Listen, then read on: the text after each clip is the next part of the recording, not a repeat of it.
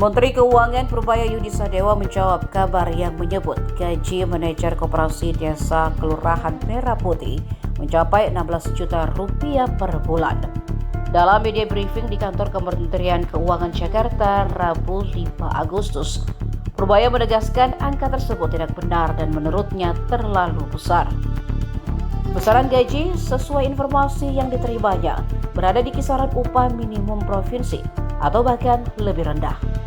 Meski begitu, pemerintah masih belum menetapkan nominal pastinya.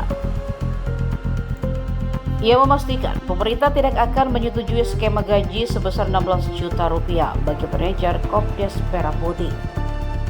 Informasi terkait besaran gaji manajer awalnya beredar di media sosial. Angka itu disebut mencakup gaji pokok 8 juta rupiah, tunjangan jabatan 2 juta rupiah, insentif kinerja 1,5, tunjangan komunikasi 500.000, uang makan 1 juta, serta tunjangan kesehatan 750.000 rupiah.